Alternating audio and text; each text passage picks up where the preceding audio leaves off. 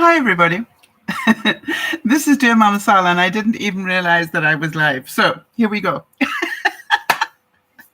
That'll teach me. I just have to get some latte in my coffee. So welcome to everybody. This is DearMamaSal, and in case you are new to the broadcast, I just wanted to let you know that we are a group of people who get together 3 times a week, and we help each other cope with life in general. And I want to say that it is my greatest privilege to be the front end of that system, if you like, because it brings me such joy. And I just wanted to say there is a reason why I've got a bottle of wine sitting right there. I want to talk to that a bit later on, and probably you can't see it, but I've also got a fresh pineapple to remind me. Remind me later on to talk about those things. I want to do that either today, right now, or as some of you know, we also do an evening broadcast on a Friday at 7 o'clock Pacific time, where we talk about coping with life. And I may add that to the Coping with Life broadcast. All right. Now, the reason that we do these broadcasts, for those of you who might be new, is because we know everybody is coping with stuff every single week.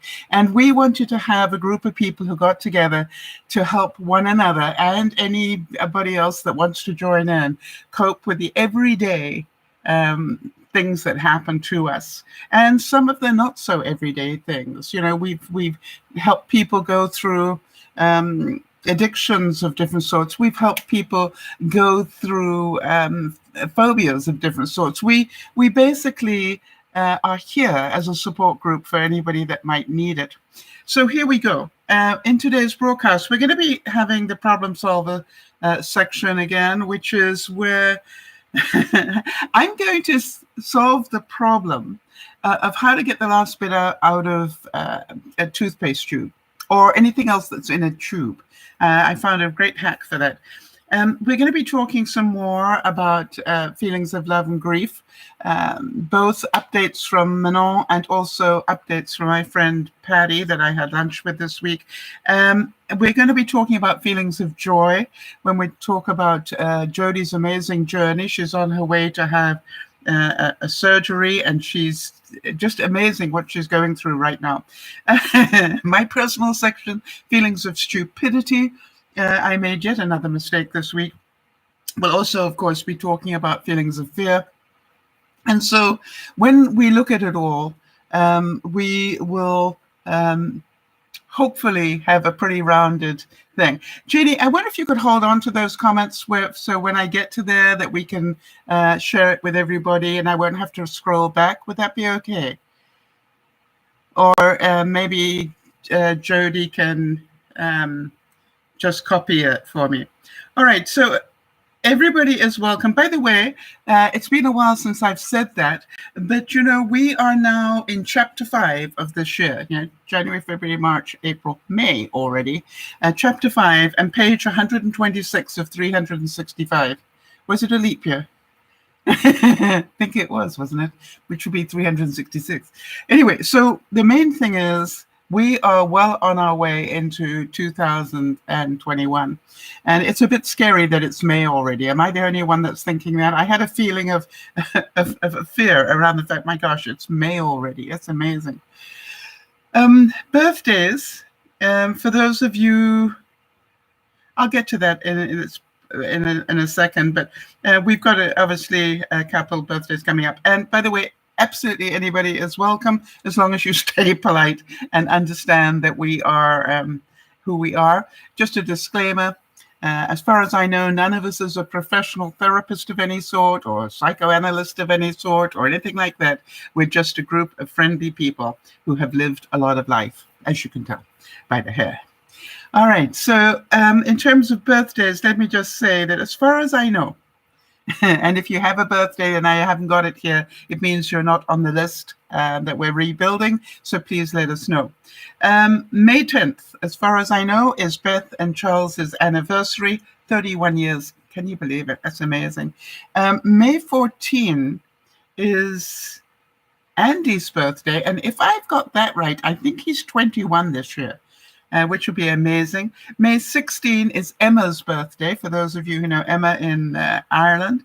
And on May 17th, I believe it is Jonas's birthday. So we've got quite a few of our regulars who've got birthdays coming up.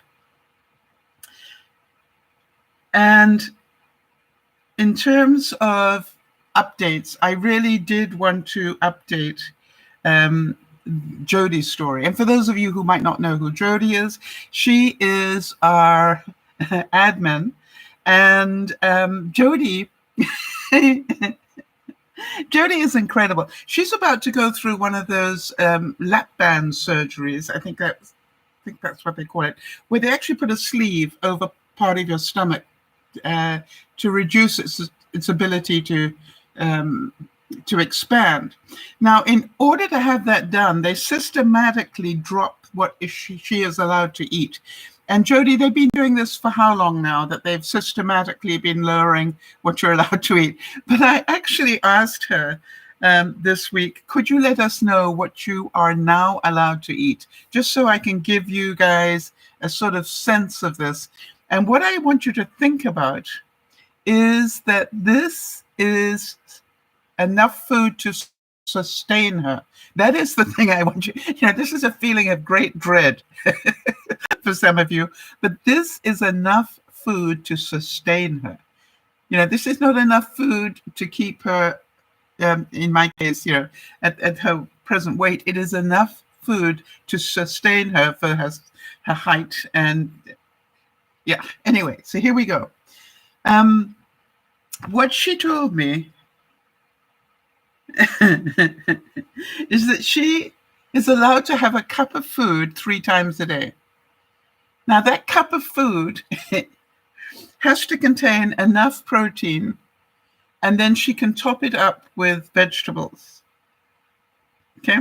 But that's what she's allowed, a cup of food, people, not a dinner plate. and I correct in this, Jodi, this is not like one of Sal's cups. This is a cup measure. Hang on.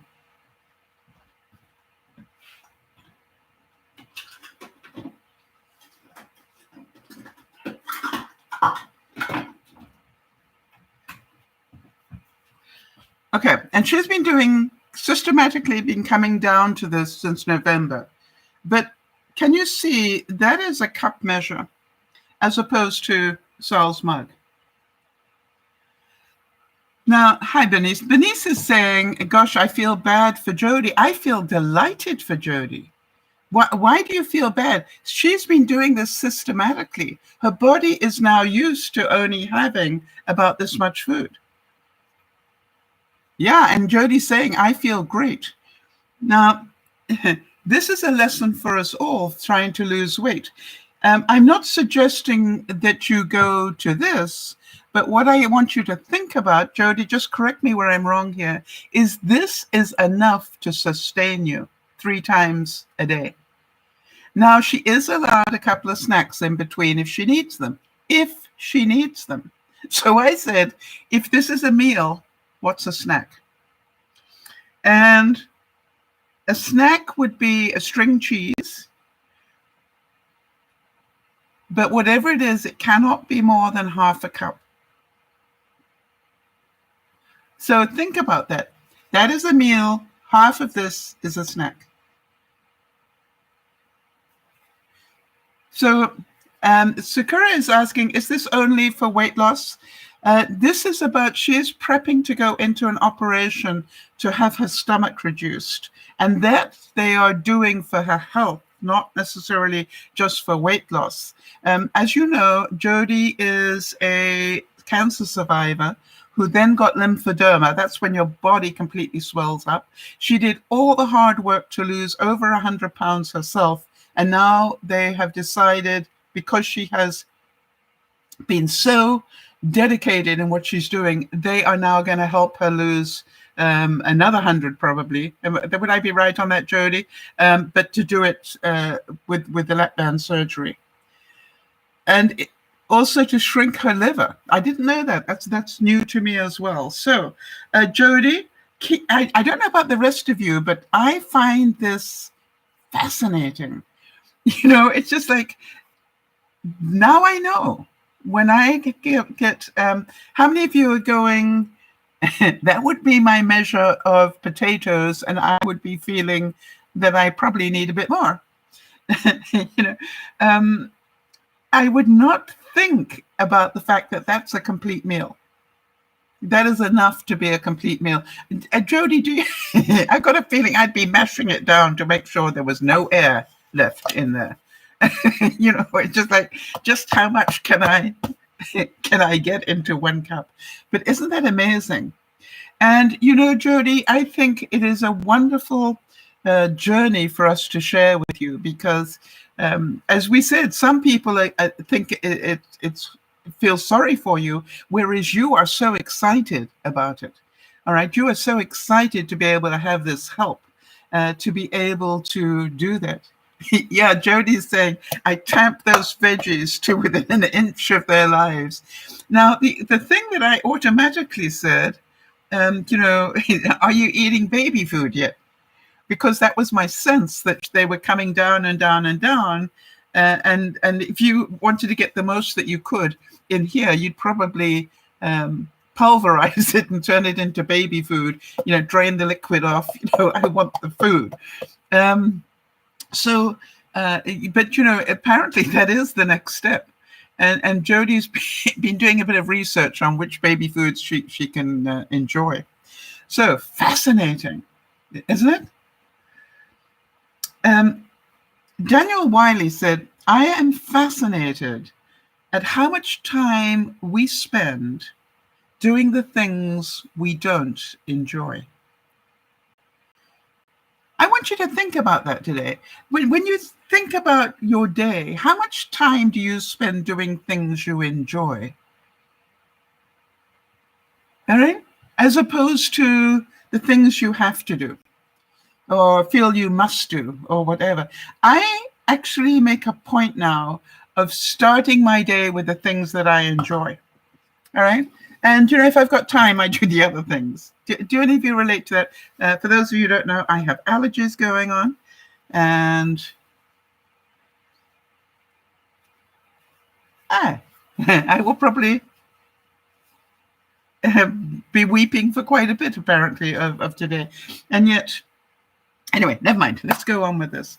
So, did anybody have any feelings of frustration this week? And if so, please feel free to let us know. And what I wanted to say about, and I'm going to say this every week, if you've got things of frustration, it is what it is. Being frustrated is not going to help you. Moving on. Oh, we have an example, actually.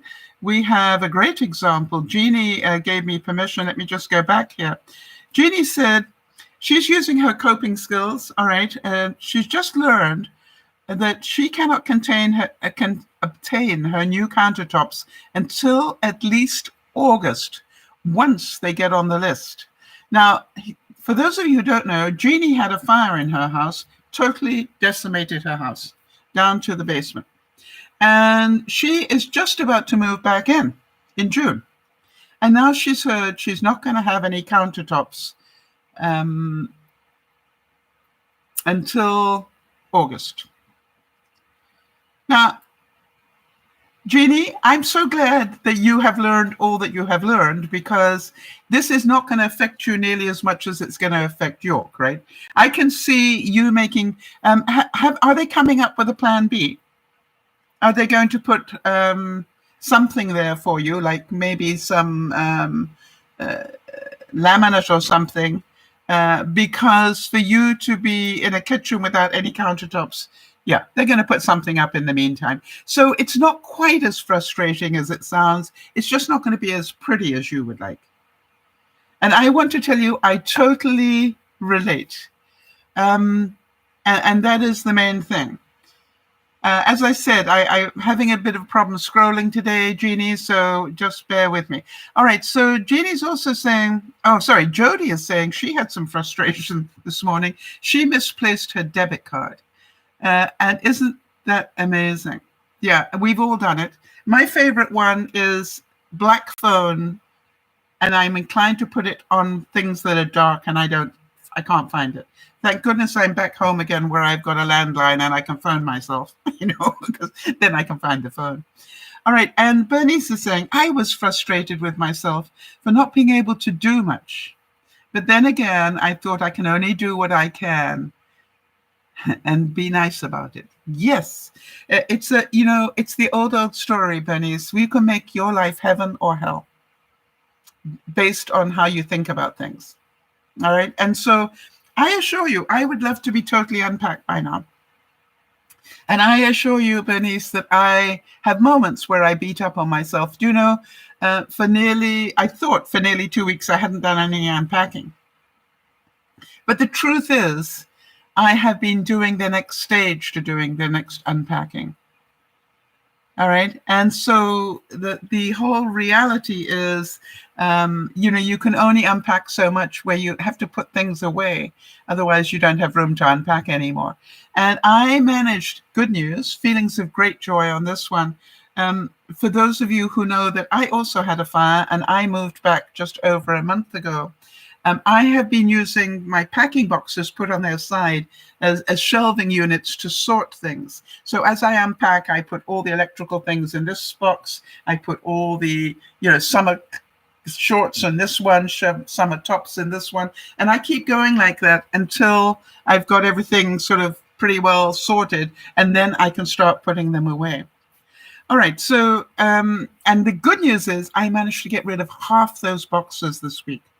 I couldn't believe it. I was looking at it and going, most of those boxes are empty, and the rest I can start, joining two boxes together and throw away a box. So I was absolutely stunned. I think I got rid of about, I would say 6, 7, 8, about 9 boxes just out.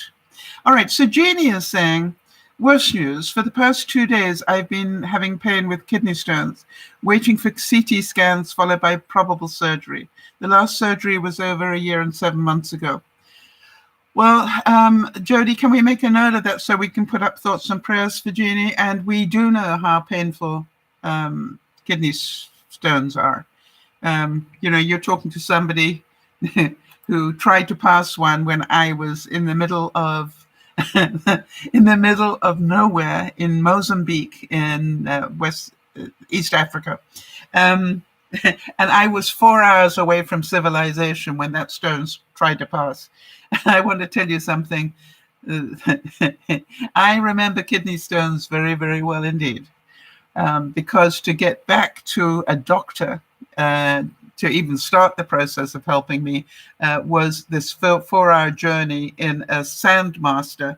You know what I mean? One of those machines that you do rallies in, that they look like a drag racer almost. And the question I was asked was, do you want me to do this slowly and give you slightly less pain, or do you want me to go like a bat out of where, full speed, with all the bumps, so we can get there faster? And that was a decision that he wanted me to make rather than for him to make. So anyway, the good news is that Jeannie is telling us she does have a good doctor. So our thoughts and prayers will be with you, Jeannie, and please keep us updated so that we can keep the viewers who care about you updated as well. Money saving tips. I just got one today for a feeling that of sort of like, why didn't I think about that one before? For those of you trying to save money, have you considered using your slow cooker as an oven? And you're saying, well, Sal, how can I do that? Because you can't regulate the temperature. Well, I grew up in England, as some of you know, with an AGA, oven. And an AGA oven was designed to not only supply cooking means, but also to supply hot water. It's an incredible machine that you fed with, in those days, you fed it with Coke. But obviously today they make them differently because we're protecting the environment. But the interesting thing was that you had like 3 different doors, and one was a high temperature door. It was very close to the flame, if you like, the heat, the main heat source. There was another one that was a sort of medium, and then there was another one that was just keep things warm. And you didn't have the luxury of, shall I have it at 325 or 350? It was just like, do you want it high, medium, or low? And you put things into those your sort of doors, you just put them in. And we managed to cook complete meals beautifully in those. And in fact, I miss it. I loved my Aga, and I've noticed that a lot of people in England still have them. And I wonder if any of you have seen them or cooked in one or whatever. So what I was thinking was, if you think about it, and I thought I might try and do some experiments on that, in terms of not using it to do a slow cooker type meal, but to actually use it as an oven. Because think about how much electricity, I try not to turn this on at all. And so think about how much electricity that uses as opposed to a slow cooker. And, I actually had a dinner party here this week for my bubble of people I'm allowed to mix with. And I used my halogen oven, which is like the same sort of idea, and my slow cooker for the majority of the things that I did. And I just used my oven to keep things warm for the last, half hour or so. So, again, think about your use of electricity. All right, so where are we now?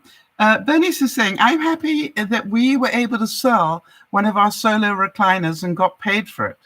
We got a nice love seat recliner for free. It looks brand new, and Hobby and I can now sit together again. Isn't that wonderful?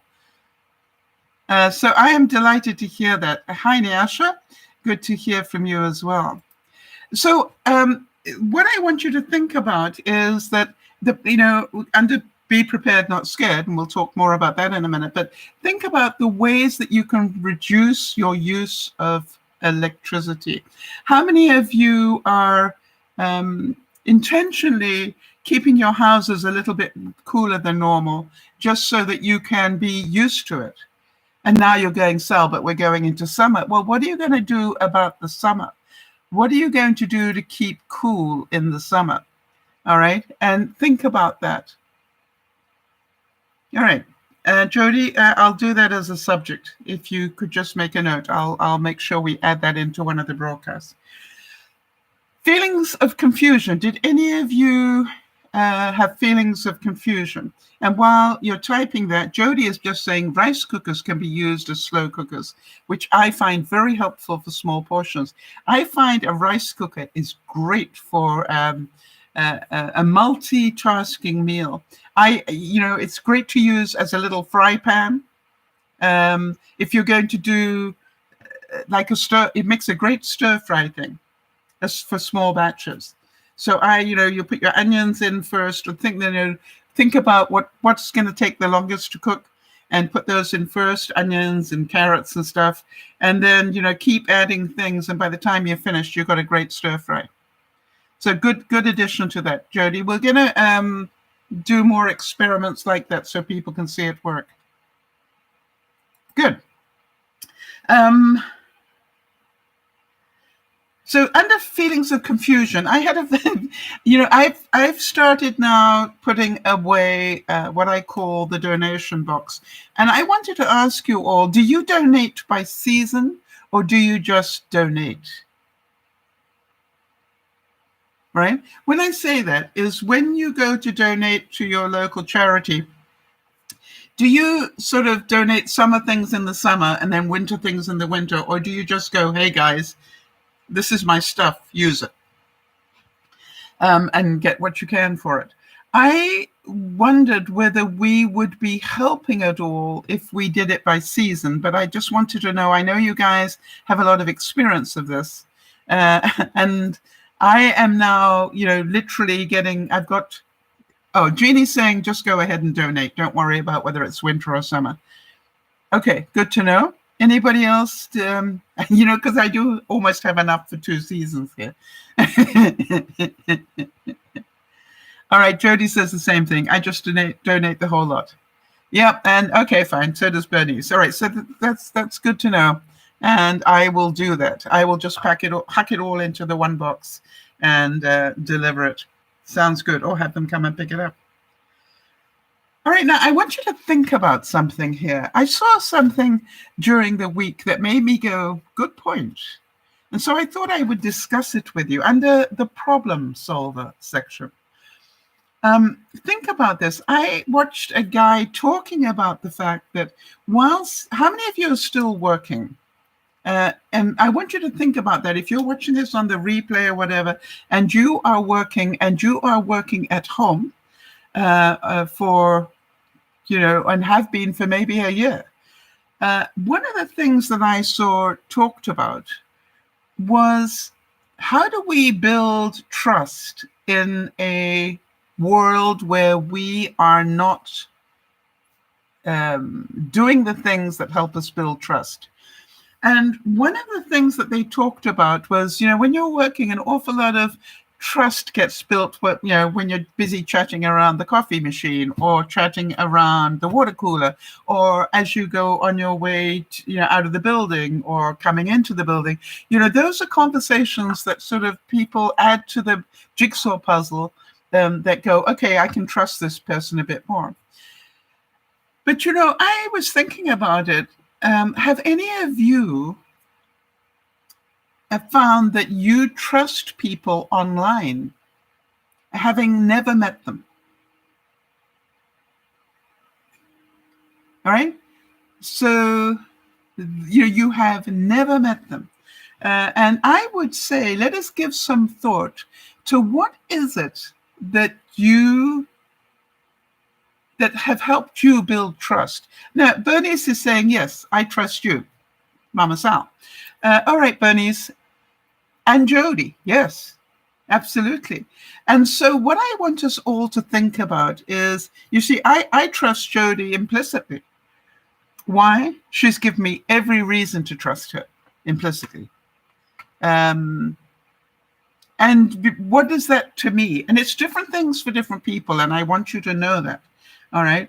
Some people trust people who agree with them all the time. I personally like people who can give me the downside every now and then as well. I don't need somebody to agree with me all the time. But you know what I'm saying? Yes, you're saying that, but I am different. Why? Why am I different? You see, you are making a judgment call about me the same as I would make judgment calls about other people. And it is a judgment call. All right. And Sakura, Bernice is saying, we don't want yes men or women. It depends what you want for trust, right? But I do know one thing. I know that Jodi has my best interest at heart all the time. If you think about it, what about that one viewer who I don't know who she is, but that one viewer that spends so much time making little thumbnails for me to put up for my broadcast? And she wrote to me this week and she said, I am so sorry, I've got rid of the computer with that program on it. But I know you're more than capable of making your own. And I was so sad. I had a great feeling of sadness about that. Not because she wouldn't be able to make the thumbnails anymore, but because I know how much joy she had in making them. And I wonder if you happen to be listening, you know who you are. If you happen to be listening, have you tried doing them on Google Slides? Because that's where I do most of mine. I don't do mine on the fancy programs at all. And if so, please go back to work. And if you want to know where to get the free illustrations from, I'll gladly tell you. Because you do such nice work and I enjoy it. So that is important. All right, so Jeannie's saying we're a family group here of all sorts, and we're learning to understand ideas, principles. We gain trust as we go. Yes. And Beth, hi Beth, good to see you. Beth is saying trusting someone that you physically interact with versus someone you have known for years online is still different. Good, Beth, give us more about that. And so now, think about this, that we get to build trust any way we choose. How many of you trust people until you're given a reason not to? That is a feeling of great faith, by the way. How many of you go, I will trust you until you prove to me that you are not trustworthy? Beth is saying people are different in person. I want to tell you, Beth, that I have had the privilege of meeting a number of my viewers. And I don't just mean, hello, quick hug at an event.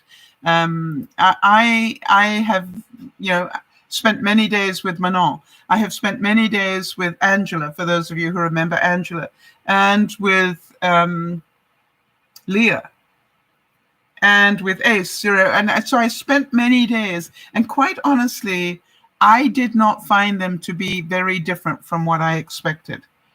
From, if you read between the lines all the time, I was not surprised at anything, quite honestly. All right, so Beth is saying you can see how they react and feel them out better. Yes, but you can still do that. Beth, you have been watching me react. I haven't even talked to you, and I am pretty sure I would not be surprised if I met you. Beth, I've got to say that. I don't think I would be surprised. I've known you long enough to know a lot about you, I believe. Erin saying, thank you. Oh, yes, Erin. I got to meet Erin. How could I forget Erin? Erin saying Sal is not different in person. She's exactly the same. What you see is what you get. So, and Becca got to meet a viewer as well. All right, and Becca's saying it is my goal. If you ever meet me, Sal, I want to be as close to your perception of me as possible. Yes. Good point, Becca. So what would that require? And Beth is saying most people are not like that. I think the word is authentic. Would that be the right word, Beth? That you find people are not authentic. In other words, they've got so many masks going on that, who they really are is so different. And that's why people get scammed. Good point. Interesting stuff. And so I look at it and go, think about that. And think about what is it about your relationships online that make you trust people? Quite honestly, I find that if they are always perfect people, I go, really? If they're not vulnerable, I go, really? if they only have good things going on, or on the other side, if they only have bad things going on, strength through misery, the only time you hear about them is when they're complaining about something, that to me is like, they're not being authentic. What's authentic is you can see the waves. Would you agree with that? You can see good days, bad days. How many of you have watched me react sometimes? You know that I am quite a nice person most of the time, but you've also seen my witch come out every now and then. Why? I have one. My witch from hell is, you do something to betray me or whatever, you will watch that. Or if you back me into a corner unjustly, justice is one of my cornerstones. So if you are unjust about me, you will see me react. All right. And so think about that. So Becca's saying, just continue to be honest and genuine in the chat here and now. So it'll be natural to carry over face to face. Yes, That's what I'm trying to do, is let people see that we all have feelings, good and bad. Doesn't make you a good or bad person. It's just like we have those feelings, quite normal. Jeannie's saying, I used to be a chameleon. Yes, that's somebody who changes their color, with their environment, or changes their mood with their environment, right? But as I grew older, I found my true self. And that is part of what they mean about, be who you are, is to learn it's okay to be angry every now and then. It is okay to be sad. It is okay to not agree with everything. It's very difficult, isn't it? Niasha saying, I can never be fake, one way online and another way offline, display another attitude. I don't know how people do it. It's hard work, but people are not confident enough to think that people are going to like them, even if they're not nice all the time. Jodi's saying yes, but there's a difference between intentionally deceiving someone as opposed to having someone perceive you in a certain way, and they think you're different in real life. Yes, I had that happen once, where somebody had met me online, a guy, and I actually got to meet them in reality, and they did not like who I was in reality, the way I looked. And I went, wow. Thank you for your honesty. But, the truth was, whatever you saw was your perception. You had pictures of me. You knew what I looked like. So anyway, I just also said, we can choose to have that ruin this meeting up, or we can just enjoy it. And by the way, I ended up teaching him something for which he was most grateful. So, yeah, Nyasha's saying, I hate liars. Try not to hate anybody. If you can, Nyasha. I would suggest you feel sorry for liars, all right? Because, if you think about it, people who lie are insecure in some way, all right? And so, feel sorry for them. I like to think of it in that they don't have the confidence to tell the truth. Or you don't have to tell the truth. All right. When I say you don't have to tell the truth, there is that adage that says, if you can't say anything nice, don't say anything at all. The other thing is, are you strong enough to keep your mouth shut? And that's another thing. So to me, think about that. You can have an opinion that is about something, but you don't have to voice it. And now Bernice is saying, but is there any difference in that? In other words, are you lying if you don't say what is true? Well, I don't think you're necessarily lying. I think what you're doing is, saying you're entitled to your opinion. And I don't think that's lying. That's my personal thing. So I wanted to do this experiment.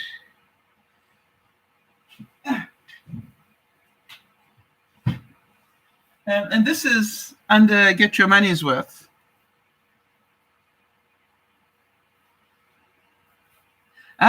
Sakura is saying, but is there any difference between what I look like online as opposed to in person? I don't know what it was. I think he saw me younger. Whatever it was, I don't really know. And I didn't really care, quite honestly. What is a white lie, Becca?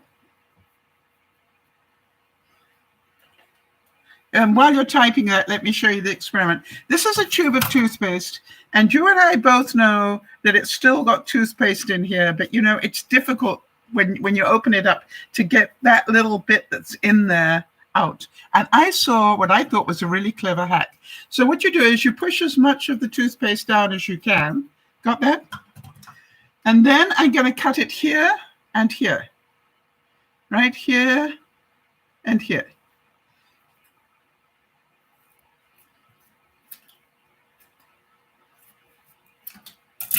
All right, now this is now the bottom section.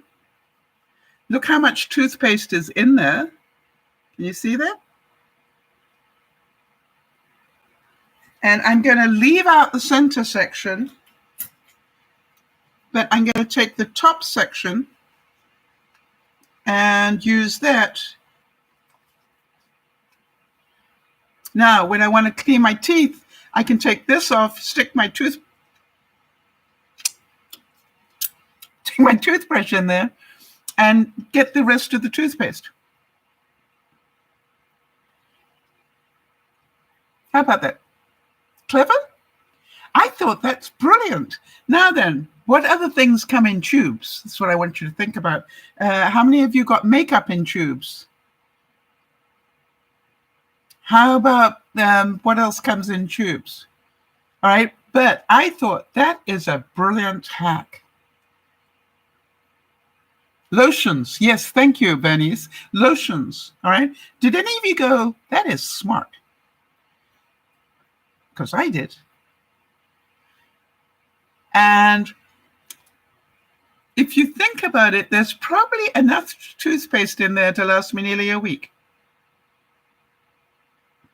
All right, so we've got some more feedback going on things. Hang on a second. Jodi's saying, this is going back to the conversation about are you who you appear to be. Jodi's saying, it took me a little while to tell all of my flaws to and to share them with Sal, but I'm sure she pretty well knew them before I admitted them. Yeah, I think I did, Jodi. In fact, I probably pointed a few out before you ever shared them. Becca's saying, for example, Becca's saying, like you're saying things that are true, but intentionally hiding other things in order to deceive somebody. Yes, I think there's a difference between doing things to deceive people and just choosing not to be nasty. All right. So Becca's saying on her point, intentional deception. For example, you could have an unedited photo that could be a true thing, but they might not know specific attributes. Okay. Jodi's laughing. She said, Sal knows all my flaws and still talks to me daily. How about that? And Becca's saying, Jodi, you're such a sweet, genuine person to talk to. But, you know, she isn't sweet all of the time. You know that. I think being sweet and nice is everybody's genuine place. Do you know that? I think that is, you know, I think everybody would like to be sweet and nice. Do any of you agree with me? That's my feeling. That is my feeling. That if I got you on a good day, how many of you know that on a good day, you are sweet and nice?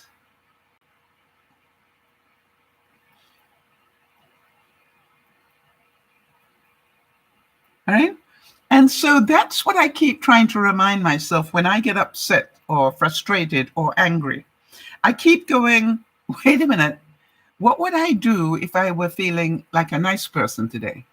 Not like the witch that I am feeling right at the moment. And then I go back and I ask myself, how would a person answer this with kindness instead of with anger? All right. And I'm finding that helps me a great deal to get over these things. I am more and more trying to make sure that I do what I can to keep myself in a nice space. And Jodi, you do a really good job, you know, through pain, through frustration, through challenges that most people haven't got. You do a really good job of keeping you. And I want to give you credit for that. And I'm certain a lot of people would agree. So, right. And Bernice is saying, because I am nice, but if I'm mad or upset, I'm a witch. Hello. So are the rest of us, Bernice. The question is, do you want to be one?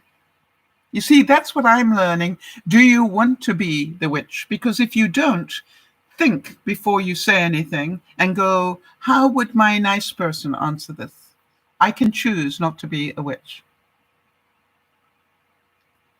And Jeannie is saying, I see Jodi as sweet, but also very smart, clever, and a problem solver. Absolutely. And also an incredible supporter. You know what I mean? Jodi is a wonderful support system for anybody about anything. And, you know, one of her gifts is that she genuinely cares. And she thinks ahead of things as well. Becca's saying, I kind of feel that if I'm upset, you would not see me. I would be hiding a lot. I would most likely try to escape or run away. Sometimes I use a coping, like trying to make jokes to cover up my upset. Yes, welcome to the world. We all do, Becca.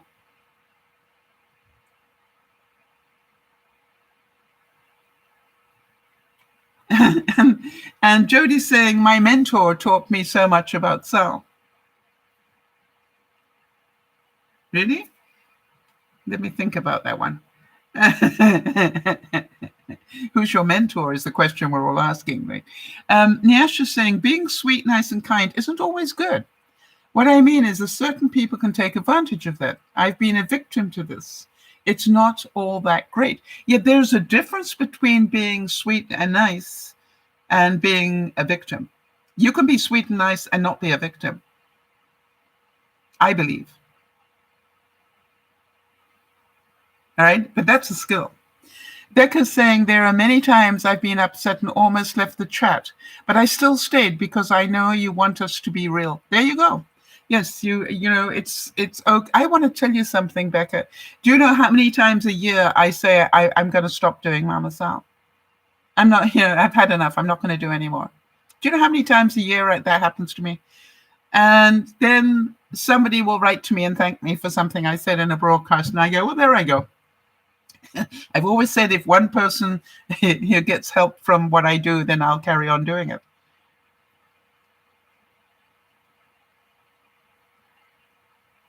Okay. So Jodi is now clarifying it. No, she said it was a typo. What she meant was, my mentor taught me so much about that topic. Staying true to myself and being real. And that would be me.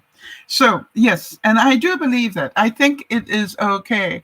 And Becca, you know, there have been days that you know that I have, you know, been frustrated. And there are days that I've been, it's like, hello. But, you know, you don't always have to be perfect. What I'm saying is be honest. And, you know, Becca, I know that you've known me for, 12 years now, more. And so from that perspective, I'm pretty sure you know my body language better than a lot of people. All right, you can see my face change and you know, she's getting frustrated now. So, you know, to me, I think, again, think about that. One of the things I've always said to online personalities that I've met is be careful not to be too nice all of the time. And the reason is, I think when we are, as online personalities, we actually give young people the wrong message. We're sending them a message of perfection when we are not perfect people. Doesn't mean that we're not nice people. It's just I don't think you have to be perfect. As some of you know, that was the topic of my major speech when I was a professional speaker. You don't have to be perfect. And Becca is saying, oh yes, I watch your face now, right? And you know to do that because my face speaks louder than my words, all right? And Becca's saying, and the tone of voice change as well. Yep. So you see, that's, which do you trust, Becca? You know, I'm pretty sure you know to trust my facial reaction and my change of pace or voice tone.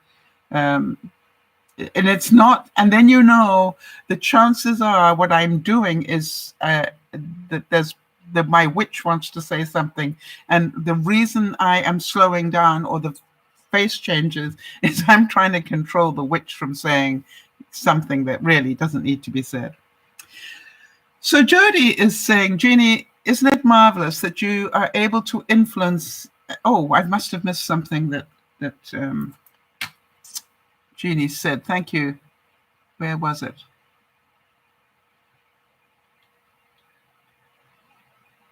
Oh, I don't see it. Anyway, why can I not see? Oh, Jeannie said, York has learned through me to get off the hamster wheel and try and solve things. He improves all the time. And Jodi's saying, Jeannie, isn't that marvelous that you've been able to influence and teach him in that way? I'm sure it's beneficial to us, to you both. Great life lessons. Yes, staying in the hamster wheel gets us nowhere. And, you know, what I do is if I've got somebody in the hamster wheel, guys, you know, like a viewer who's in the hamster wheel and I'm talking to them privately, I go, hey, you can stay in that hamster wheel as long as you like. That's your life. That you're choosing to stay in panic or frustration. It's your choice. When you want to get off it, call me, or write to me, and I will help you get off it. But if you want to stay there, I'm not going to waste my time. I've often said to my friend, to people who call me, did you call me for sympathy or did you want help? How many of you understand there is a vast difference between the two? You know, how many of you just want somebody to listen to your problem and feel sorry for yourself, have a pity party, all right? Be honest with yourself. You know, because so I say to people, if you're calling me for sympathy, that'll probably take me about 2 minutes. But if you're calling me for help, this could take quite a while. Think about that. And so Nyasha's saying that she had a co-worker who, due to us working together, used to literally assume that my dad would transport her and take her to work every day. No, and you allowed her to. You know, you didn't set a boundary. It's up to your daddy to set a boundary and go, hey, you know, you don't get to get a free ride every day. All right? That is not the other person's fault. That is that your daddy didn't set a boundary. Think about that. Yes, I agree with you. Jodi is saying Erin is incredible at staying positive amidst that's difficult for me to say, challenges. She amazes me continually. I want to tell you something, Jodi, that between Erin and yourself, if I wake up with a pain, you know, I go, yeah, and imagine how Erin's feeling this morning. You know, Erin has use of, I think, one hand. Hang on, wait a minute. How does she lie? She uses this hand. Okay, I think I'm right in saying she has the use of her right hand. Her head, she can move. She got a brain that works like a, you know, like a computer. But, you know, in terms of physical abilities, I think she can partially turn herself slightly, but not completely, if I am correct. So, you know, you look at that and I wake up with a bit of a pain and I go, yeah, right.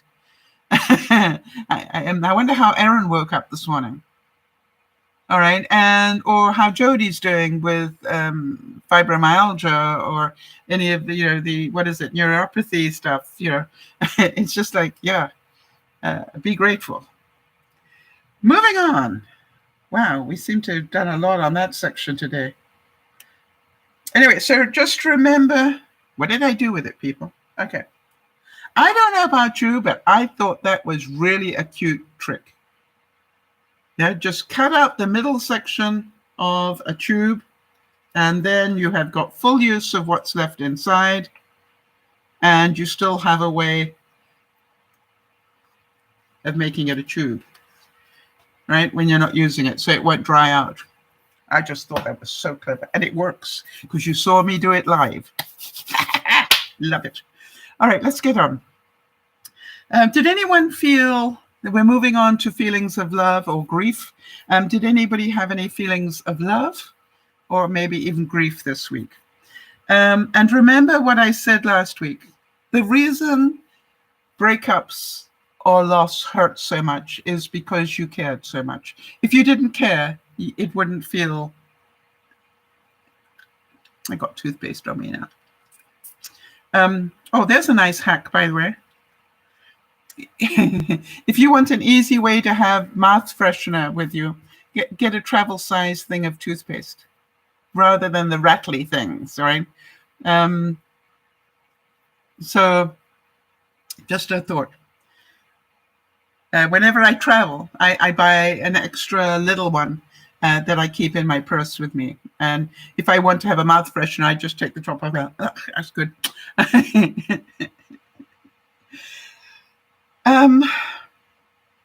Remember also the futility of the question why. Why did he do that? Why did she do that? Why couldn't I have had extra time with them? Why? It is what it is. Move on. But you'll do it in your own time. Becca's saying, "Oh, Sal, you already know how I feel about this topic. I know this can be helpful for me if I let it." Yes. And you know, Becca, it is okay to grieve, and you can spend the rest of your life doing that if you choose. All right. And that is the thing. I spoke with Manon, or I had a text with Manon this morning and asked her how's she doing. And when I got the reply, I said, may I share that with the viewers? And for those of you who don't know, Manon went through having, literally within the last year moved in with her boyfriend. Suddenly he turned around and said, by the way, this is not a long-term thing. I just want you to know that. And this is after she'd done all of this. And so what Manon said to me, and she gave me her answer, and I said, may I share that with the viewers? Because I want you to know in real terms, not just what the books say. And Manon's saying that she still cries every day, and she gave me permission to share that with you. And it's okay. I know part of you, Becca, will be in grieving all your life. All right. But again, the pain was inevitable. Suffering is a choice. All right. Think about that. It's like, I am pretty certain that person who passed, be it in a relationship or in real life, would not want you to be sad. They would want you to be happy. What is it that the CNN guys say whenever they talk about the pandemic deaths? And may their memory be a blessing. All right? May their memory be a blessing, not a cause for pain. May their memory be a blessing. May you be so grateful that you had that time with them. And I spent time this week having lunch with my friend Patty, who a week before Christmas took her husband in for a brain scan, found out that he had a brain tumor. It was actually 2 weeks before Christmas. And then a week before Christmas, they operated. And they told her that the operation was successful. They got 95% of what was there. And then sent him home. And he died by Boxing Day. And, you imagine that. Think about that. The operation was successful, but he still died within the week. And so this is like, can you imagine the shock? Right? It's like anybody that passes when you're not expecting it. You are not ready to deal with it. So it takes a while to get your mind dealing with things. And one of the things I asked Patty is, what would you have me share with the viewers? Because Patty is a really serene human being. She doesn't let things upset her. Now, do you think that she was devastated? Right? Of course she was devastated. But she went almost immediately straight back to work. And I said, so what is it you would have me tell my viewers about coping with a death like this? And she said, the same as you would, Sal, tell them to be who they are. And then she said something else that I thought was really interesting. And she said, remind them to stay in a place of love. You see, again, remember that the other person would want you to be happy. They loved you. All right. I don't know many people that get up in the morning and say, I wish that person an evil day. Right? Most people don't care what sort of day you're having, quite honestly. So if you're making your days miserable, that is your choice. Or if you are making your days filled with love and laughter, another message from Patty. She said, Sal, that was Don's one wish for me. And he told that to the children. He said to the children, make sure that Patty is surrounded with people who make her laugh and who genuinely care about her. And I thought that was just wonderful. And, you know, about 3 times during the course of the meal, when she burst out laughing, I looked up and went, okay, I did it. You know, and it's like, I don't see that as disrespectful. It is about, I know that's what Dom would have me do. And I just said that it's so important that we remember people. May their memory be a blessing. We talked about Don a lot during the meal. We talked about that last week in his life. We talked about all sorts of things. And you know something? We did it from a place of love and courage and admiration. We did not do it from a place of anger or hurt or self, pitying. It is what it is. Okay, so Becca's saying she's crying but still listening. Well done, Becca. We send you hugs. I know it's sensitive for you even now. Bernice is saying, I'm still grieving my father's death. I cried one night this week, triggered by me watching a show. And the topic was COVID. After crying, I thought, okay, done, moving on. I said a prayer for him. Yes, I think that's a wonderful thing to change that. Okay, I choose not to cry anymore. I choose to love him even more and send him another prayer. I spoke to my mom this week. You know, she'd been dead 25 years, right? Same thing. She came into my mind, and instead of being sad, I went, okay, what manners did I forget? You know, and then I just burst out laughing. And I said, by the way, thank you for guiding me when I was doing this week. But is saying, I had a good talk with hubby asking me about what my role is in his endeavor for his real estate ventures. And he's happy to hear that I do support him.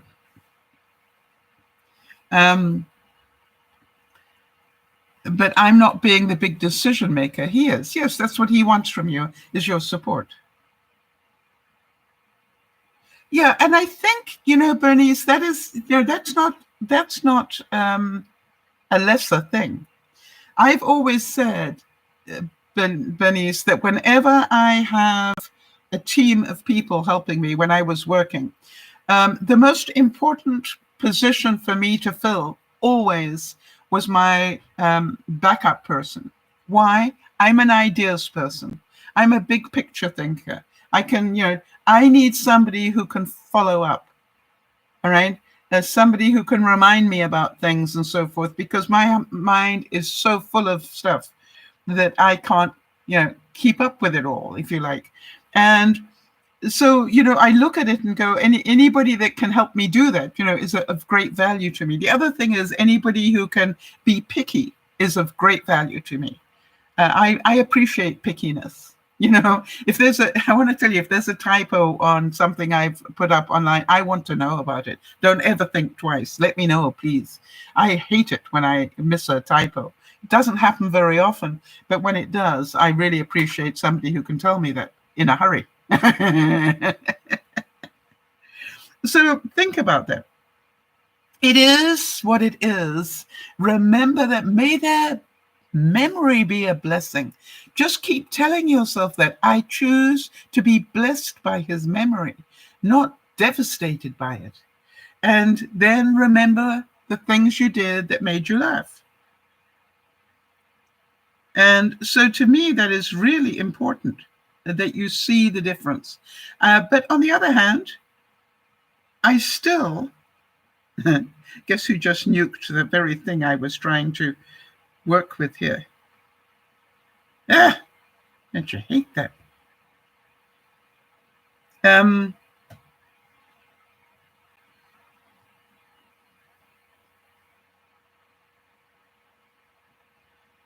Okay, just bear with me a second because I'm working in a program here and I don't know how to get back to where I was.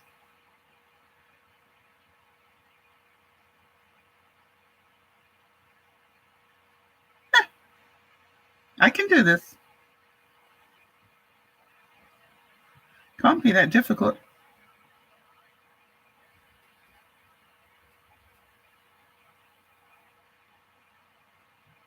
No, it's definitely not that.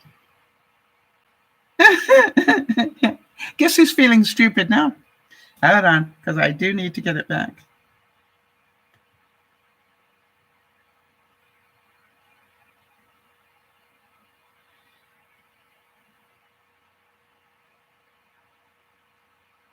Wow. Wonder how I do that. Okay, use another device. Obviously, this device is having a moment. Aren't I lucky to have so many devices, is the way I always think about it. Okay, that works better.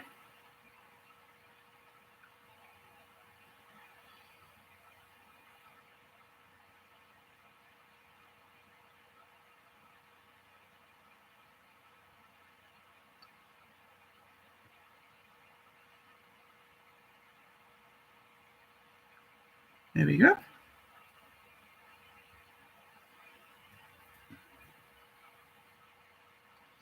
Where was I?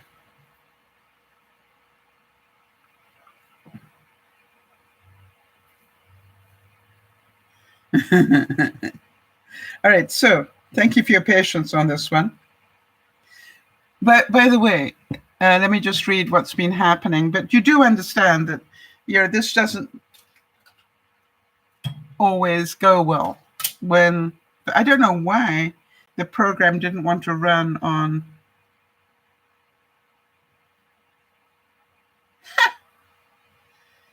I can do this. Okay, I got it back. All right, let me tell you what happened. Let me tell you what happened because that is interesting, in case it ever happens to me again. What happened was I could only see there was one option. It had shifted the view and there was only one option. The truth was the light in here was hiding the stuff that was grayed out. And so if you look very, very carefully, I had the search option there, but I couldn't see it because of the lighting in here. Ha! Got it. And won't catch me on that one again. All right. Becca's saying, hang on a second, let me go back.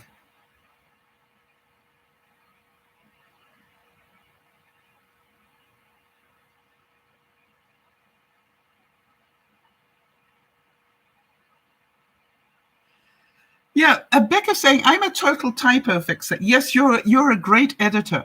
And you know something, Becca, it is a skill. I would definitely, I would definitely find in the long term a job that pays you to be that picky. You have a great use of the English language and you are a great copy reader. You would be really good in, editing or something, become an editor, or, if you care to work your way towards that. Something that, you love books, you love reading. And I would definitely say that you are an incredible help. Maybe somebody, offer your services to somebody who is a blog writer, to edit their stuff for them, and maybe turn it into a job. All right, so see you soon, Becca. Thank you. Everyone's saying I was getting teary-eyed as well on Mother's Day being this week, and my mom's birthday being later this month, Father's Day being June, and my dad's birthday being in July. Yeah, it would be very unusual if you weren't. By the way, Erin, just so you know, my daddy died on Mother's Day, and my mother died on Valentine's Day. So, those days are pretty special to me as well. But, what I do is I try and remember the good things, not the bad. I choose not to cry. And the same with their birthdays, all right, which is really important. So, yeah, use the quote, Becca. Remember, pain is inevitable. Suffering is your choice, all right? And that is as simple as see their memory as a blessing. All right, thank goodness you had the chance. Erin's saying, but I always come from a place of love, just to put my mind and my new perspective of it. I feel like crying, but in a different way. Yes. I cry with love, don't you? I cry with joy. I cry at Disneyland. When I went to Disneyland for the first time, I cried. When I went to Hawaii and stood on the ground in Hawaii, I cried. That's what I do. All right. I cry with joy as well as grief. So, Nyash is saying, if we're going to be happy, ignoring those drama-filled people would be much better. Something, we can't ignore the drama-filled people, because we never know when our friends are going to have drama. And, those people who are drama-filled, there is a reason why. They have not got the emotional intelligence yet. So, to me, it's like I try not to ignore them. I try to see them as people on a path of growth. And I ask them, do you want to carry on crying? Do you want to carry on grieving for the rest of your life?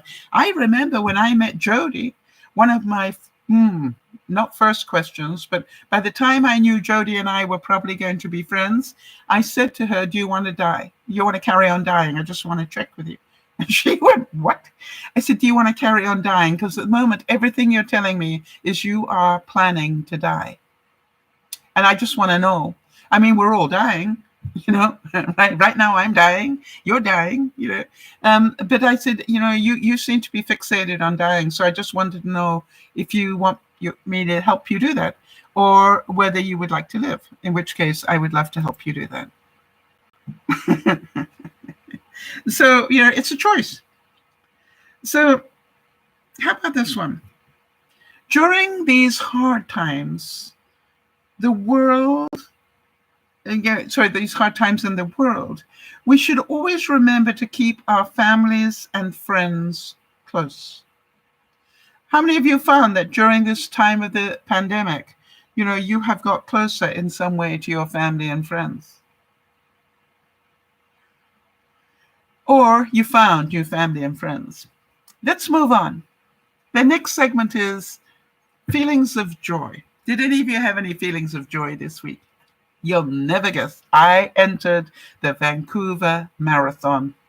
Now, there had lots of choices, and I might have been a bit of a wuss on this one, but I decided, as it was the first time in my life I've ever entered into a marathon thing. And by the way, when you enter into a marathon, you can choose. They all have little segments. You can do the full marathon, that's the 56,000 plus steps. You can do the half marathon at 26 or something. You can do an 8K or a 5K. A 5K is 3 miles. I've decided to do the 3-mile one. Why? I know I can do that. I know I can do that, and I know that I can achieve it. And then next year, I will go up a rank. right? If I'm still able to, I will then take it up. Could I have set a higher goal? Yes, I could have done. But you know something? My body is suffering from all the unpacking and everything, and I'm trying not to overstress it. So I decided that I am going to do the 3.1 mile, I think it is. And it is 5K for those of you who speak metric. So 5 kilometers. And you need to be able to do it within, I think it's an hour and 15 minutes. Well, I do that in my house. I do it in half an hour. But what I've got to do is start doing it outside and actually physically walking the whole distance, as opposed to doing it inside. And so that's what I'm going to do, working on next. And I've got the whole month to do it in.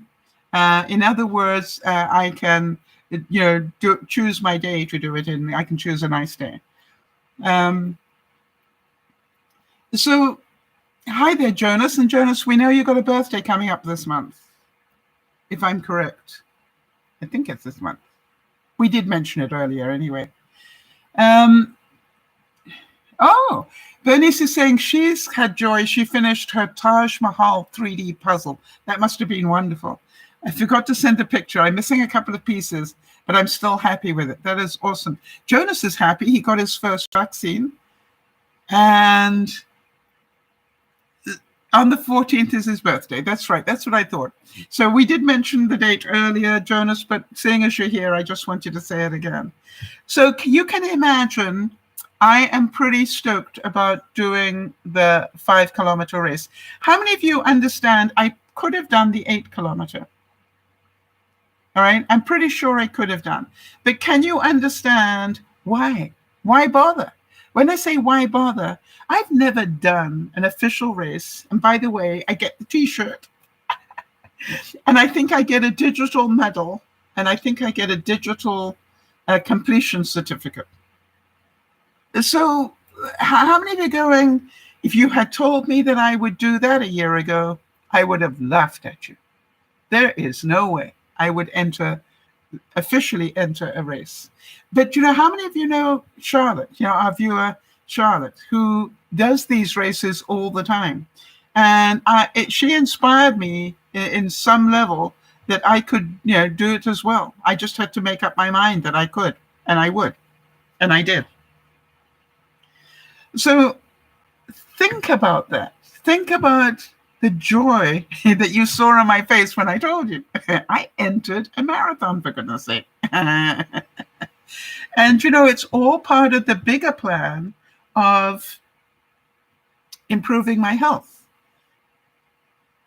I now, when I started a year ago, I was lucky if I did 2,000 to 3,000 steps a day. Quite honestly. And now I feel really like a slob if I've only done about 6, because my average, I'm trying to average 8 during 8 a day for a week. And I'm getting so that it's pretty, not too difficult for me to do. Now, more difficult on a Friday because I spend, half the day doing broadcasts. But again, not impossible if I want it to happen. Now, I wanted to talk about this because sometimes you don't realize where the inspiration is coming from and why you need it. And you remember I said that, we watched our viewer Charlotte do her marathon stuff.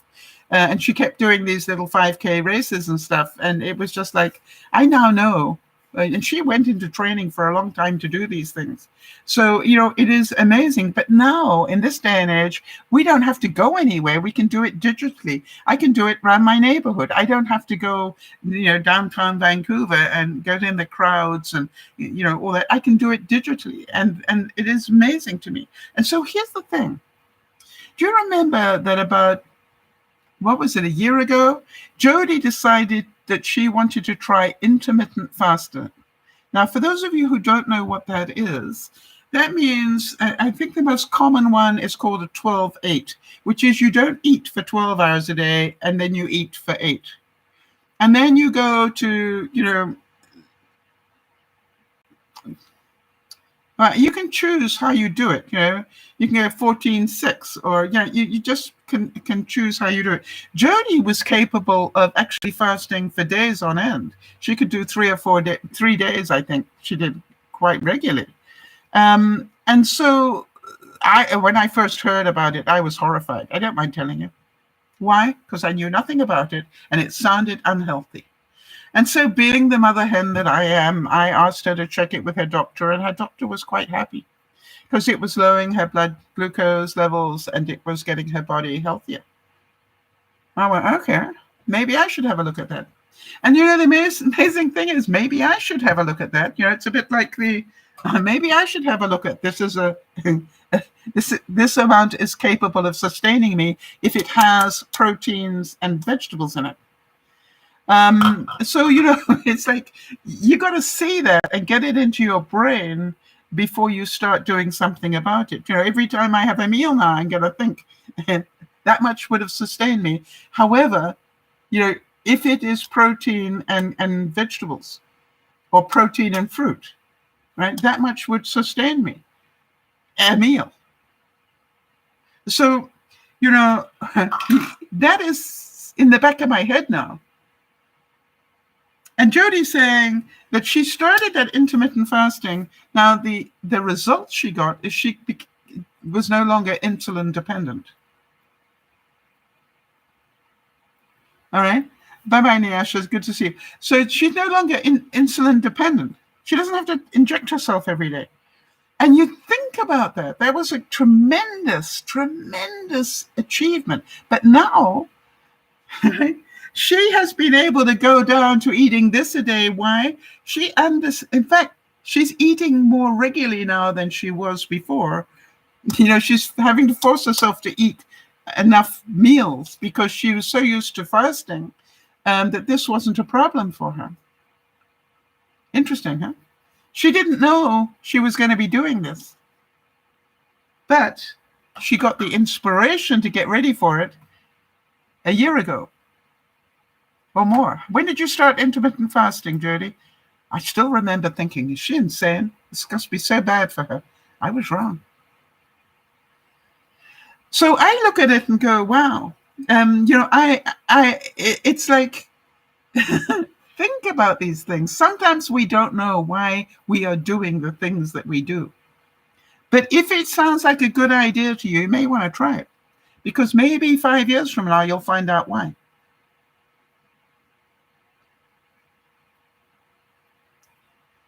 So I got great joy this week from cooking a meal for my bubble. I have a bubble of people that I'm allowed to mix with 3 people because I live on my own. Therefore, I'm allowed to have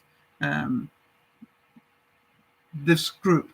And they all came for dinner. I'm looking over here because you remember my goal had been to clear the dining room table. And then I thought the quickest way I can do that is to invite people over. I'm sure I'll clear the table for that. So the table was cleared, and I saved picture for you so you could see that the table was cleared. Let me see if I can find it there. And come on. And then I managed to clear table. There we go. So there's my dining room table all cleared. So exciting. Oh, Jodi's saying she started intermittent fasting on May the 4th. Really? 2019. So 2 years ago, almost to the day to when you needed it.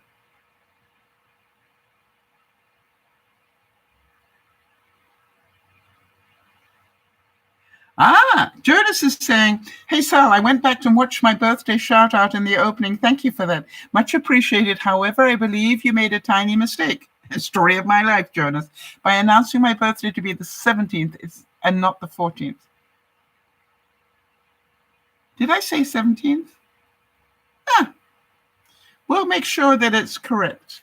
Happy birthday on the 17th. No, 14th. Your birthday is on the 14th, if I understand it. Anyway, going back to the story. So I cleared the table. Then the next thing was I got to lay the table.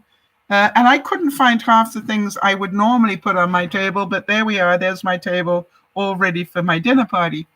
And then I cooked roast beef and Yorkshire pudding and all the trimmings. And what did I have? Roast beef, Yorkshire pudding. I did a casserole of zucchini, broccoli, and cauliflower in cream cheese sauce, which was awesome. Everybody had seconds. Then I did, can't remember what else I did. Something else. Anyway, Yorkshire puddings, obviously. By the way, for those of you who don't know, you make Yorkshire puddings, make plenty, and freeze them. They freeze beautifully. Whenever you have anything to do with beef, if you like Yorkshire puddings, just pull them out of the freezer and warm them up. Some nights, now that I've got them in there again, some nights I will just bring some out and make some gravy and have Yorkshire pudding and gravy. Then I had a salad, and I did a coleslaw. And then I did 2 desserts. One was Jello and ice cream, for my one guest who I know loves Jello. And then I did apple crumble and cream or ice cream for the other one. Now, I want to tell you, how many of you like apple crumble or any crumble at all? One of the tricks about doing that is always make more than you need. All right. Always make more than you need. And then what you do is you freeze the rest. So anytime during the week or something that you want to stew some apples or something, you can just take a handful of crumble and just sprinkle it over there. And it's not going to do you a lot of harm. It's just a little, handful, and it's just like, it's very decadent. I like, where else I like it? Sometimes I'll do something and I'll like have yogurt or something, and I'll sprinkle some crumble on top of that. By the way, how did I make the crumble? It's quite an easy solution, actually, if you think about it. Crumble basically is a mixture of flour and butter. And whatever amount of flour you use half that amount for the butter, right? So if you have 1 cup of flour, you use half a cup of butter. Get that idea? Now, you don't have to use flour all the time. All right. For example, what I did with mine was I did a mixture of white flour, of almond flour. I also threw in cinnamon, and I also threw in about a cup of almonds, and because I had the almond flour in there as well, and then about a cup of oats. And then I just blended that all up together, right? And I just made the crumble. How was it? Yep. And I made plenty. I'll be able to have apple crumble all week. Well, not all week. I got about 2 more helpings, I think. So very exciting, but very easy to do. Now, you're probably wondering, why do I have the pineapple here? It's to remind you, to tell you that tonight I'm going to attempt to make the pineapple, the Dole Whip, I think it's called, Jodi. Am I right? And I actually won't be using this pineapple because you need frozen pineapple. So I actually bought some pineapple and I've got it in the freezer. And then this is just to remind me to tell you, but I wanted to ask you, how do you tell if your pineapple is ready to eat? This one still looks a bit green to me. I had a feeling you need to see if you can pull out one of the bottom leaves. Is that correct? The top ones would be too easy. No, the top ones aren't even giving. So how do you tell if your pineapple is ripe? So in the meantime, it's going to sit here on my countertop under the skylight. All right, so Jodi's saying Dole Whip. Yep, indeed. Worth the effort, according to Lionel. Well, I got all the bits, I think, Jodi. So, and I know you've made it, so you can help me make it today. That's what I'm counting on. I think I got all the bits. All right, so I thought it would be a fun experiment. Pineapple needs to be frozen. It is. I've got pineapple chunks in the freezer right now. For that reason. That's what I was explaining. That one I originally bought, but it wasn't ripe. So I went, no, I can't freeze it when it's not ripe. So I will wait for it to ripen. And I got some pineapple chunks. Let's hope it works. And if it doesn't, at least we know how to make it. Moving along to feelings of stupidity. Did anybody other than me have feelings of stupidity this week?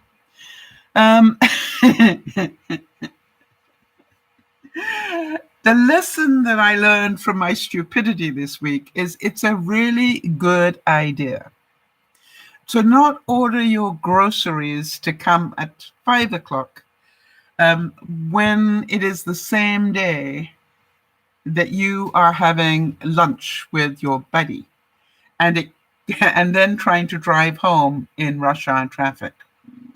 Yeah, that was my stupid move. All right. Like, why did I book for the groceries to arrive the same day as I was going to be out for lunch, period? But then I think logic said, of course I'll be home by 5. No. I had forgotten that we were only meeting for lunch at 1.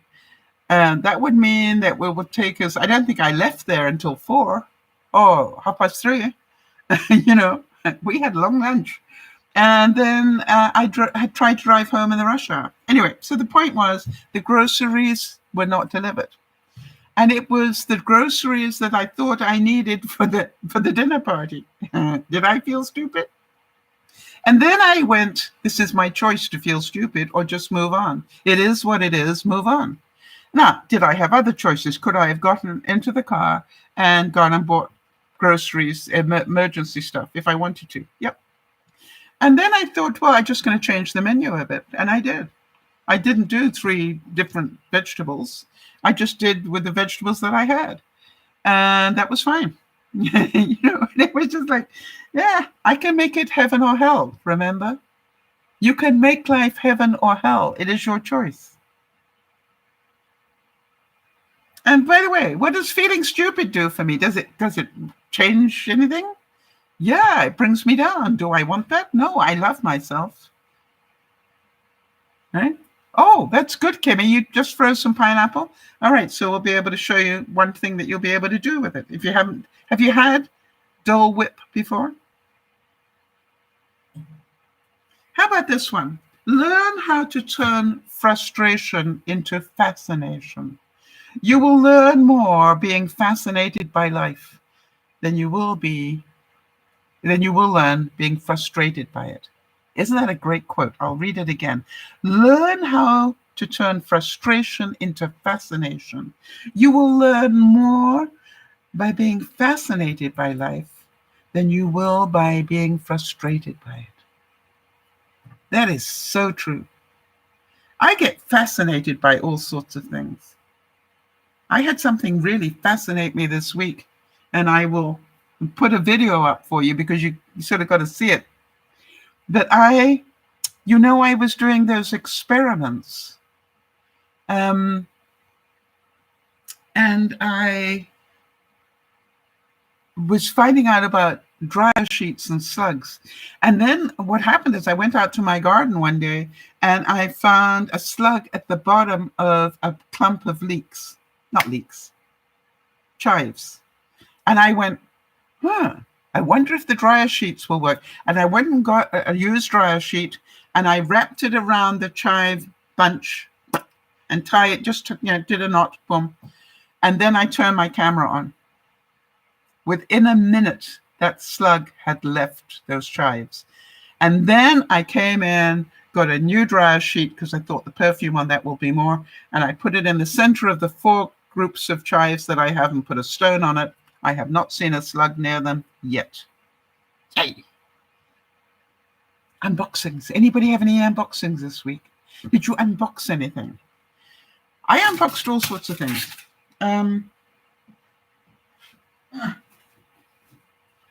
And I'll do some now and some this evening. But one of the things I unboxed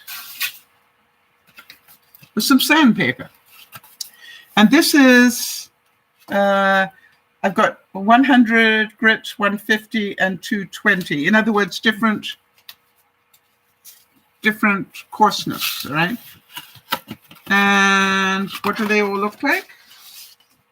All right, so you've got 100 looks like this.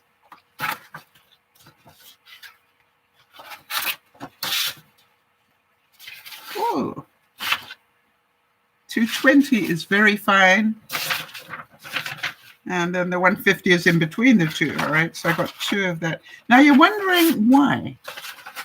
Why did I get sandpaper? And that was to show you. Oh, I thought I had it in here. Hold on one second.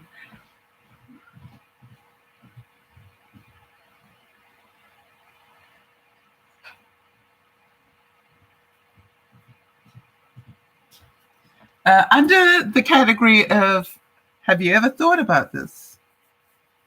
What is a nail file? Just a regular nail file.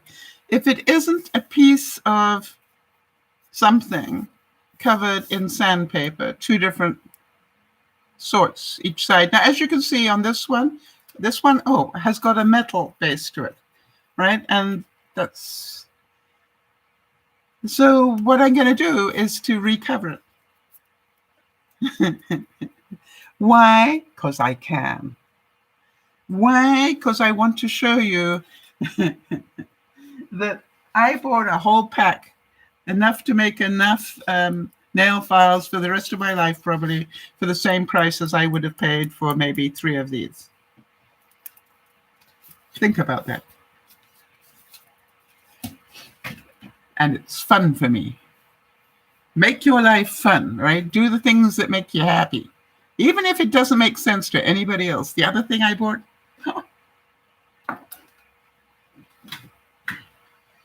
my new bathroom scale. And I thought that was so elegant. What do you think? Now, I've left the sticker on here for now because I want to see. I want to remember that there's something there. But it just looks so good in my spa-like bathroom. And you know, it was the same price as the normal one. So I'm going, why wouldn't I treat myself to a really elegant scale?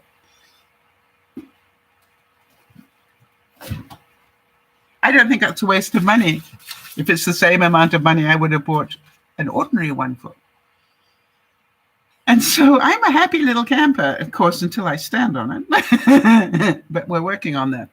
So again, the other thing is I got some concealer, but I'm not going to show you that yet because I've got a second one coming. And what I'm trying to do is to find out, how do I conceal? Can you see this slot here? And I've got it. Yeah. You know, old age is beginning to creep on, understandably. And I thought we would do some experiments to see, you know, what covers up better for me. And I thank Jodi for giving me some input on that. And I will talk about that when I've got them both there so we can do experiments, which I'm sure. And if any of you have your favorite concealer, let us know so I can add it to the broadcast when I do that one. Okay. So I've got other things that are coming, but those were the main ones for today. And to be prepared and not scared. In our next segment.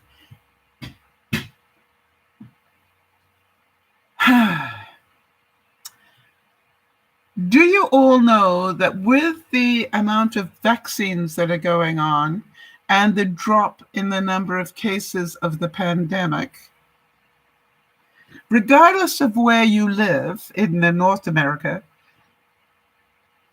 because the number of cases have dropped so much and people will start going back to work properly soon, be prepared and not scared for any benefits that you received during the pandemic to start lessening and maybe stop. Does that make sense?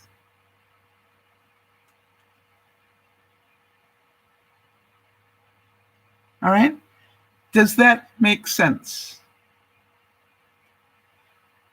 And so don't be angry when it happens. Be prepared for it to happen. And start making your plans now if you have been living off those benefits.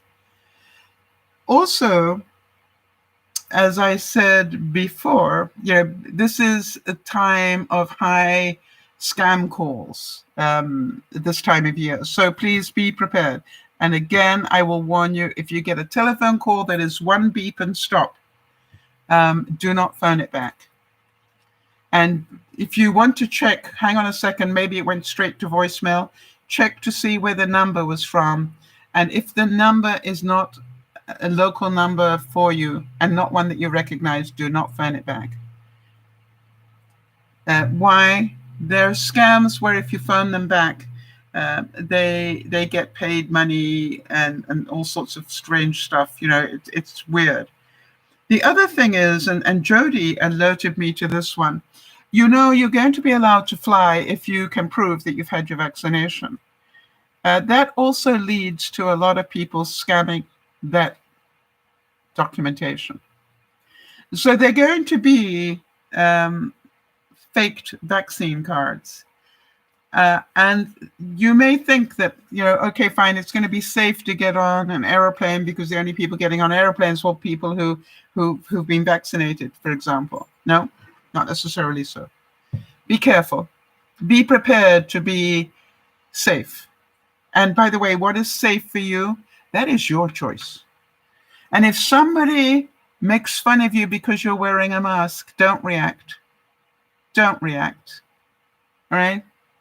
Just thank them for their opinion and move on. It's got nothing to do with you, what they think. What they think of you is none of your business. All right? Just move on. Stay safe. Stay safe as long as you can.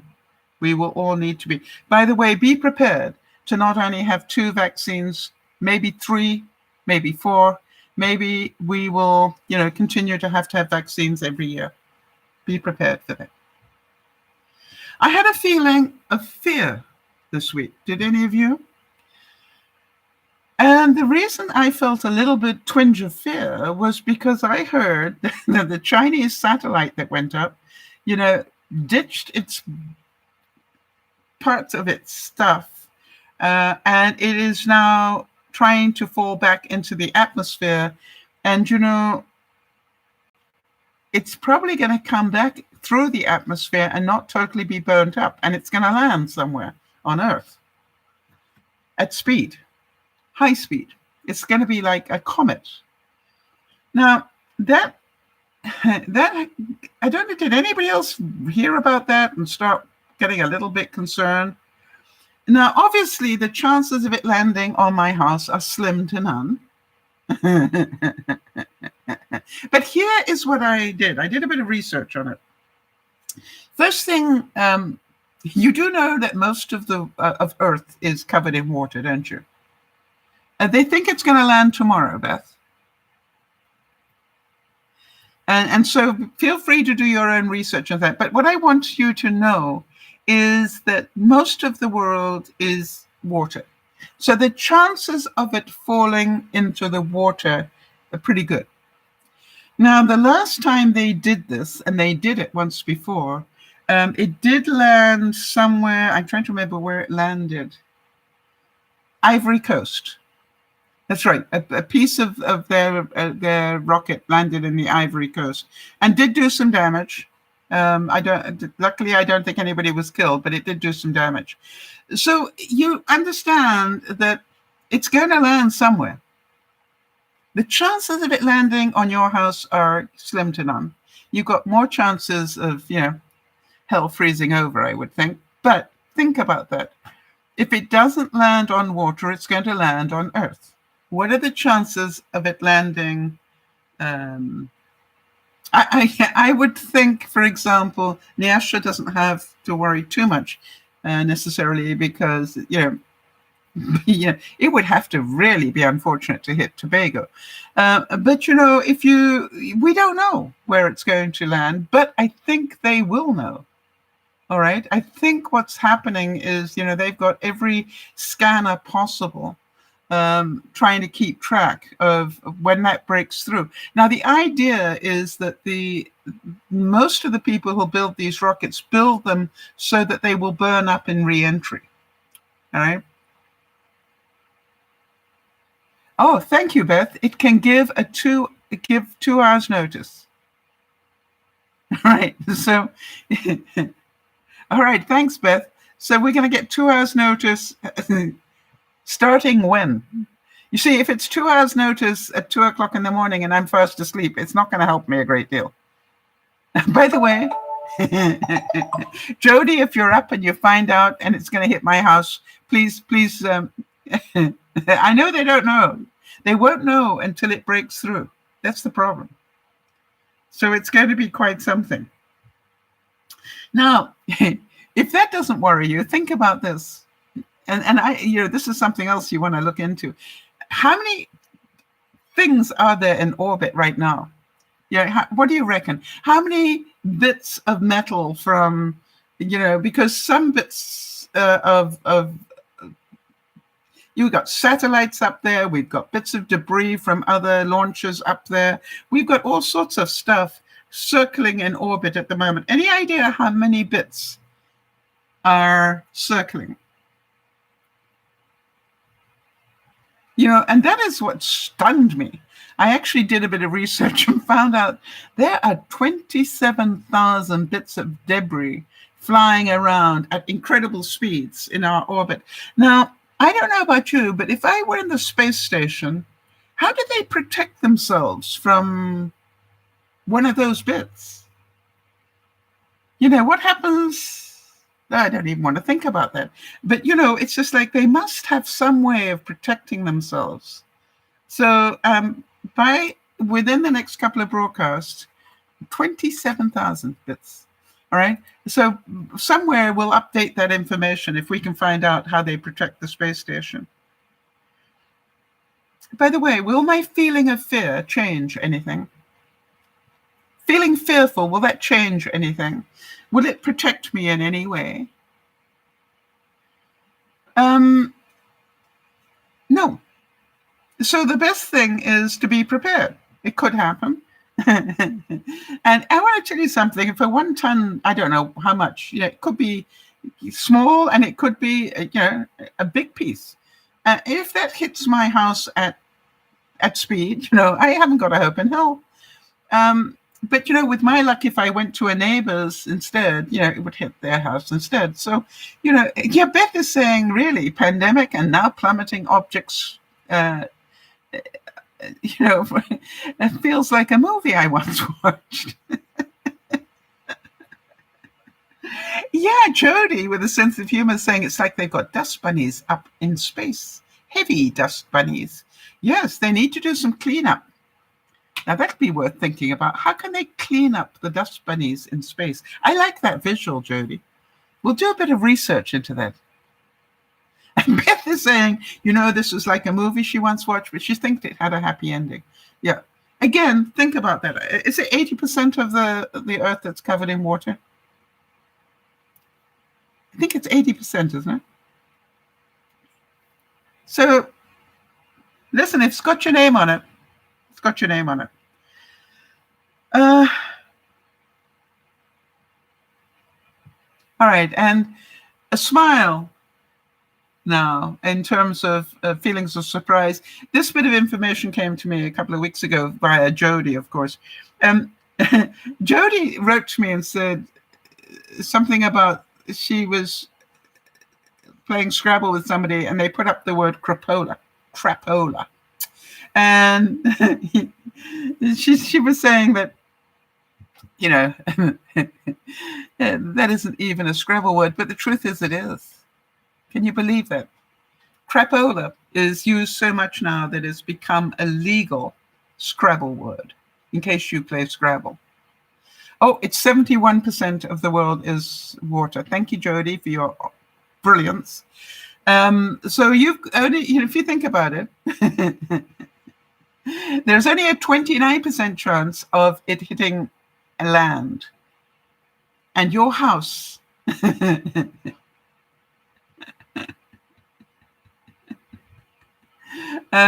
Your house may or may not be, and Beth is going to be a moving target because she says, I'm going on vacation tomorrow and I have no plans and no cares for 1 week. I think it's wonderful. Are we allowed to know where you're going? And enjoy wherever you're going, Beth, enjoy it and enjoy it greatly. So when you think about it, we all have good and bad feelings every day of the week. How long we stay in the bad ones is our choice, right? Be aware, be prepared. If you want to stay miserable or scared stupid, be my guest. It's a choice. Or you can go, there is a very, very, very, very, very, very, very, very, very, very, very, very, very, very, very, very, very, very slight chance that I could get hit by a piece of falling debris. But the question is, how many other bits are falling every day that you don't know about? And you don't even care. And so look at it and go, the other thing is, there is a possibility that that debris will burn up in re-entry. They don't think it all will, right? Because it's a big piece. But it could. Let's hope that it does. And if so, then nobody has a problem. But on the other hand, be aware it could happen. And we don't know where until 2 hours. And I'm not sure what the time is when they will know. I guess they will know once it enters re-enters the heat shield thing area. What I call the heat shield area, right? When it tries to get through into the atmosphere. So I think it's a very interesting experiment. Yes, I agree with Jodi. Have a great vacation, Beth. You certainly deserve it. And thank you for being here now. Jeannie, I'm glad you had a sleep. That is always good to hear, especially when you're in pain.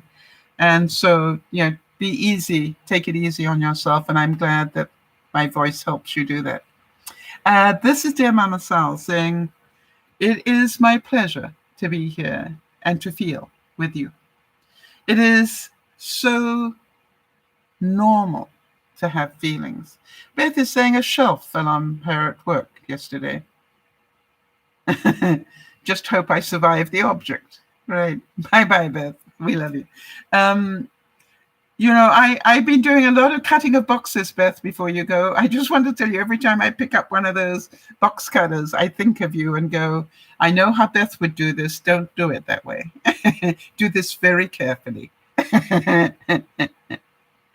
And Jodi is relating to Jeannie, saying, Jeannie, fighting pain is exhausting. And I know a lot of you know that. Yeah, Beth is saying be careful with the box cutters. I assure you, I have been incredibly careful with them. And I'm trying to remember, don't cut towards you, cut away from you. But, quite often it's just so much quicker, isn't it? But I keep going, no, turn it around, do it the other way. And by the way, Beth, wherever you've hidden my red box cutter, my favorite one, I'd like it to be found pretty soon. I have no idea where you put it, but, I've got 2 others. Because you know me, I've got an heir and a spare, but somewhere in my house there is the red one, which is my favorite one, and I have not been able to find it. Yeah, I know, it's a good one. Do you know, it's the one that the packers left for me. They presented me with it when they unpacked half the house, and they said, we'd like to donate this one for you to help you unpack the rest of it. And I cried. I thought that was so cute. I said, I do have a couple. They said, no, this is yours. This is memory. Because I know that you like saying that things, life is about memory. It's not things. And this is a thing and a memory all in one. So I said, you're right. It is. This is DearMamaSal saying, have a wonderful afternoon. We'll see you this evening at 7 o'clock when we talk about coping with life. And in the meantime, look after one another. But most of all, please look after yourself. This is DearMamaSal saying, bye-bye for now.